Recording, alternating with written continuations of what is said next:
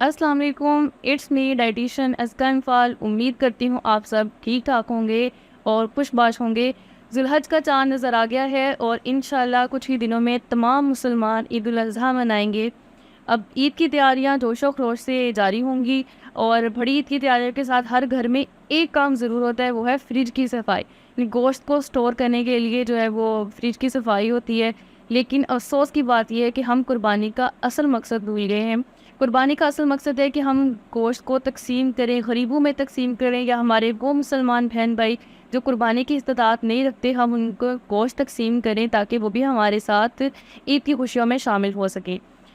अब बड़ी ईद की बात हो रही है और कुर्बानी के गोश्त की बात हो रही है, तो मैंने सोचा क्यों ना मैं आप लोगों के लिए एक ऐसी वीडियो लेकर आऊँ जिसमें मैं आप लोग को हेल्थ टिप्स दूँ कि कैसे हम जो है वो बड़ी कुर्बानी के गोश्त से फ़ायदा हासिल कर सकते हैं।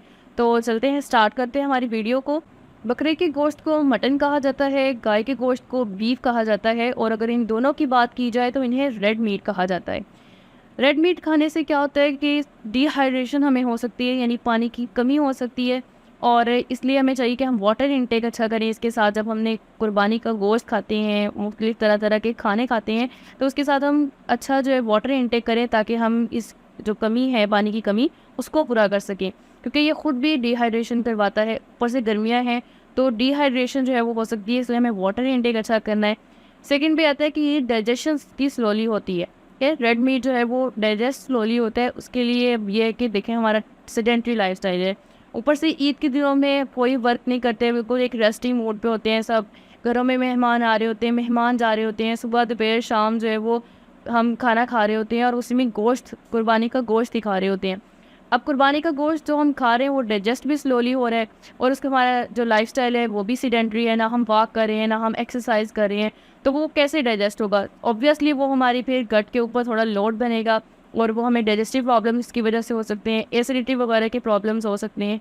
उसके लिए हमें चाहिए कि हम वॉक और एक्सरसाइज लाजमी अपनी इंक्लूड करें इन डेज़ में, यानी कि हम मॉर्निंग वॉक कर लें थोड़ी सी डेली, और कुछ अगर एक्सरसाइज पॉसिबल है तो हम एक्सरसाइज भी लाजमी करें ताकि इसकी डाइजेशन प्रॉपर हो सके।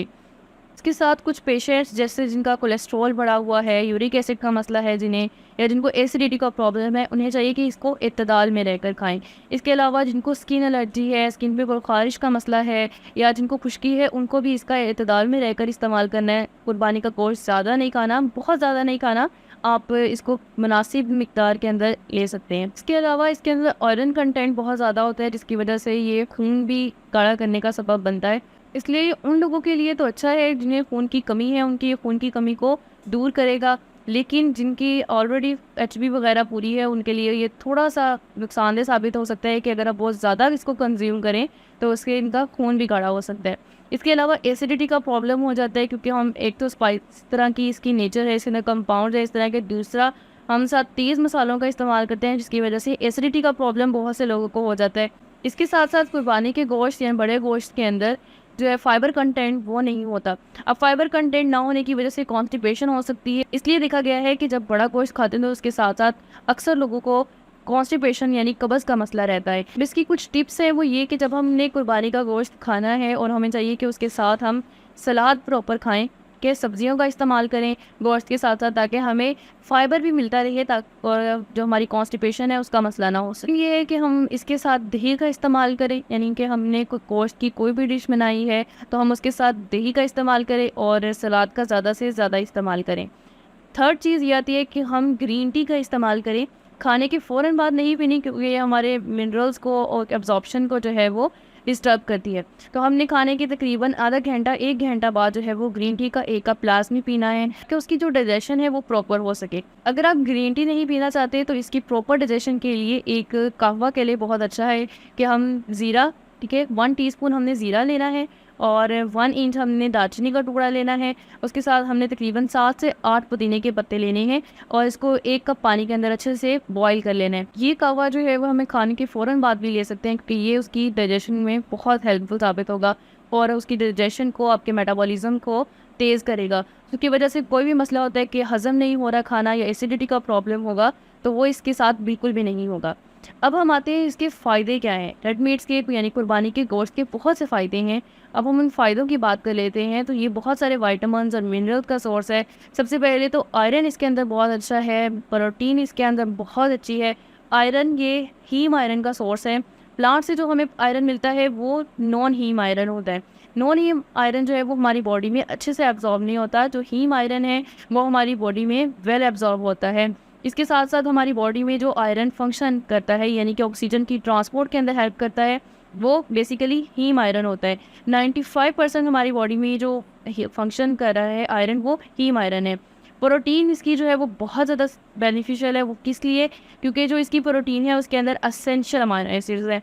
असेंशियल अमाइनो एसिड्स वो हैं जो हमारी बॉडी के अंदर नहीं बनते। असेंशियल अमाइनो एसिड्स होने की वजह से ही ये बड़े गोश्त की जो प्रोटीन है, रेड मीट की जो प्रोटीन है, इसको कंप्लीट प्रोटीन कहा जाता है, क्योंकि इसके अंदर बेसिक असेंशियल अमाइनो एसिड्स हैं, कंप्लीट असेंशियल अमाइनो एसिड्स हैं। नेक्स्ट इसके अंदर कार्ब्स बहुत ज़्यादा कम है, बिल्कुल ज़ीरो कार्ब्स हैं। विटामिन B12 का बहुत अच्छा सोर्स है। विटामिन B12 ये वो विटामिन है जो हमें सिर्फ़ और सिर्फ रेड मीट से ही मिलेगा। हमें सिर्फ़ और सिर्फ मीट से ही मिलेगा। ये हमें प्लांट सोर्सेज से या अदर दूसरे सोर्सेज हैं उनसे हमें नहीं मिलता। और इसका हमारा फंक्शन क्या है हमारी बॉडी में? ये हमारी जो नर्वस सिस्टम है उसके लिए बहुत ज़्यादा ज़रूरी है। हमारी मेमोरी के लिए बहुत ज़्यादा ज़रूरी है। हमारी याददाश्त को ये बढ़ाता है। हमारी प्रॉपर फंक्शनिंग के लिए, हमारे ब्रेन की, उसके लिए बहुत ज़्यादा ज़रूरी है विटामिन B12।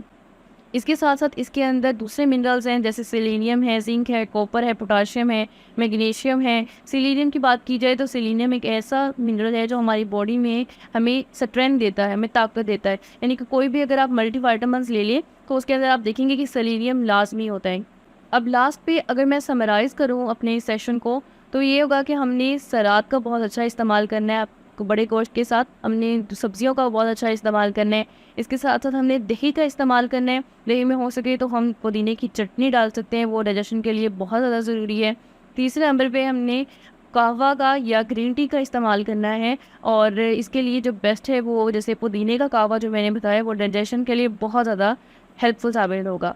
आई होप आप सबको वीडियो बहुत ज़्यादा अच्छी लगी होगी। अगर आपको अच्छी लगी है तो लाइक कर दें, और अगर नहीं भी अच्छी लगी तो भी लाइक कर दें। जिन्होंने सब्सक्राइब नहीं किया वो सब्सक्राइब लाजमी करें, और ईद तक ये वीडियो ज़्यादा से ज़्यादा शेयर करें ताकि दूसरे भी इससे फ़ायदा हासिल कर सकें, और ईद पे कोई किसी किस्म का किसी को हेल्थ से रिलेटेड इशू ना